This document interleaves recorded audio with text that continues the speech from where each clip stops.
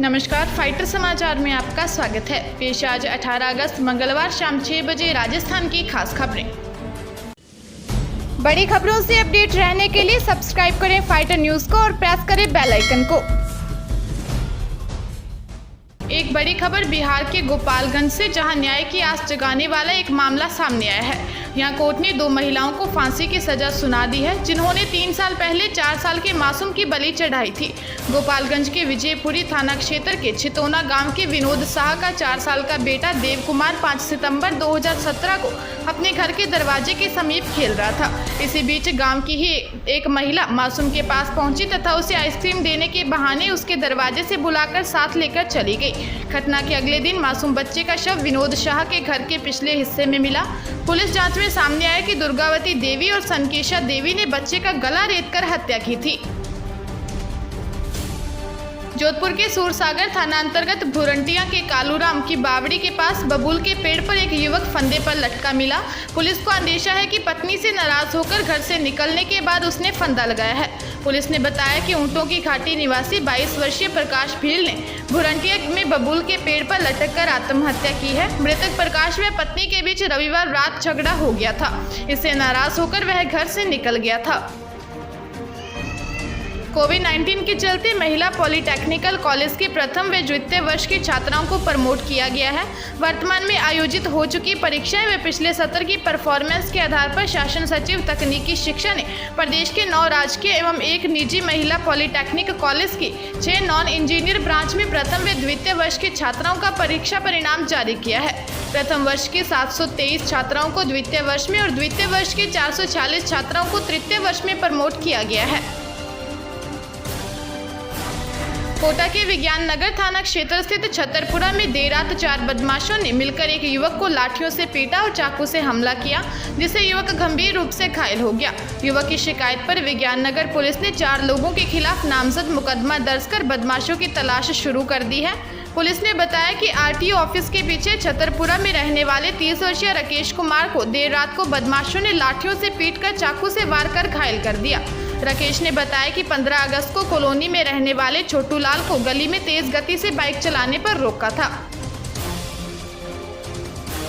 माध्यमिक शिक्षा निदेशालय ने सेकंड ग्रेड 2018 सीधी भर्ती से नॉन टीएसपी क्षेत्र में चयनित 8020 अभ्यर्थियों को पोस्टिंग के लिए मंडल आवंटन कर दिए हैं। संभाग स्तर पर काउंसलिंग के जरिए इन चयनित अभ्यर्थियों को स्कूलों में रिक्त पदों पर पोस्टिंग दी जाएगी। शिक्षा निदेशालय ने काउंसलिंग का शेड्यूल भी निर्धारित कर दिया है।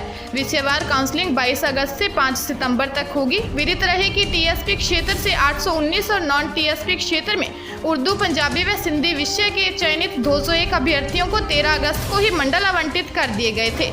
इनकी पोस्टिंग के लिए 17 अगस्त से काउंसलिंग शुरू हो गई।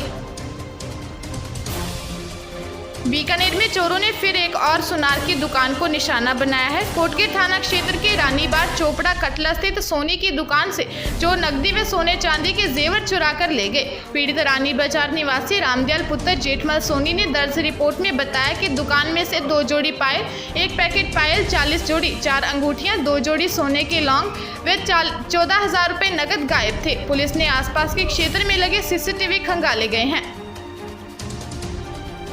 राजस्थान हाईकोर्ट के वरिष्ठ न्यायाधीश संगीत लोढ़ा और न्यायाधीश रामेश्वर व्यास की खंडपीठ के समक्ष राज्य सरकार की ओर से बताया गया कि मोटरयान दुर्घटना दावा अधिकरणों में स्टेनोग्राफर पद की भर्ती के लिए अधीनस्थ कर्मचारी चयन बोर्ड 1 सितंबर से पूर्व विज्ञापन जारी कर देगा।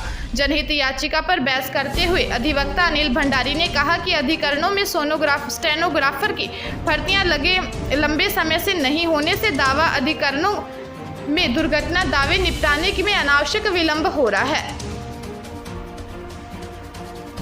कोटा में एक किशोरी ने पौधे से कीटनाशक डालने के बाद बिना हाथ धोए ही नमकीन खा ली। कुछ समय बाद किशोरी की तबीयत अचानक बिगड़ी और परिजनों ने उसे एमबीएस अस्पताल में भर्ती करवाया, जहां उसने दम तोड़ दिया। पुलिस ने बताया कि डीसीएम श्रीराम नगर निवासी 19 वर्षीय फरीन ने घर पर ही मक्के के पौधे पर दवाई छिड़कने का काम बाद बिना हाथ धोए नमकीन खा ली थी। रेल यात्रियों की सहूलियत के लिए बीकानेर मंडल ने 4 महत्वपूर्ण ट्रेनों का संचालन करने का प्रस्ताव रेलवे बोर्ड व उत्तर पश्चिमी रेलवे के हेडक्वार्टर को भेजा है। इसमें बीकानेर, सरायहोरिल्ला, रनकपुर एक्सप्रेस, बांद्रा स्पेशल व श्रीगंगानगर कोटा एक्सप्रेस शामिल हैं।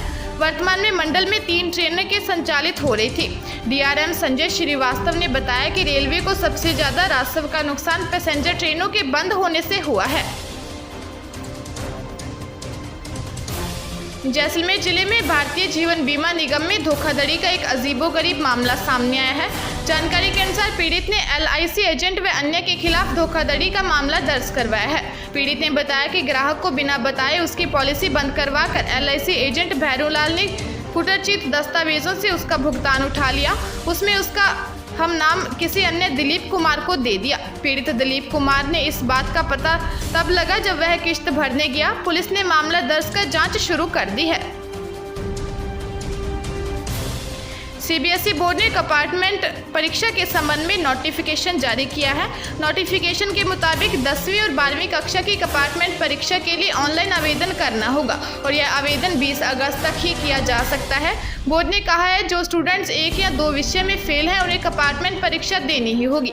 सीबीएसई की 10वीं में 2 विषय तक और 12वीं में 1 विषय में फेल छात्र ही कंपार्टमेंटल परीक्षा में शामिल होंगे। जयपुर में एक निजी ऑफिस का ताला तोड़कर चोर 2 लाख रुपए की नकदी व सामान चोरी कर ले गए। जानकारी के अनुसार कर्मचारी मंगेत सिंह ने अपना लैपटॉप, बैटरी तथा 2 लाख रुपए से भरा बैग कंपनी के ऑफिस में रखा। रात के समय चोर दरवाजे के ताले को तोड़कर अंदर घुसे और कमरे में रखी 2 लाख रुपए की नकदी, लैपटॉप व अन्य सामान को ले गए। एएसआई अलाउद्दीन ने बताया कि सीसीटीवी फुटेज के आधार पर चोरी के मामले की जाँच की जा रही है। निजी स्कूलों में आईटीई के गरीब बच्चों के प्रवेश की प्रक्रिया भले ही शुरू हो गई हो, लेकिन पूरी सीटों पर एडमिशन नहीं हो सकेंगे। ज़्यादातर निजी स्कूलों में बगैर आईटीई के सामान्य विद्यार्थियों के प्रवेश अभी तक पूरे नहीं हुए हैं। जब तक सामान्य विद्यार्थियों के प्रवेश नहीं होंगे तब तक आईटीई के प्रवेश भी नहीं हो सकेंगे। शिक्षा विभाग ने निजी स्कूलों को 31 अगस्त तक आईटीई के तहत प्रवेश करके पोर्टल को लॉक करने के आदेश दिए हैं।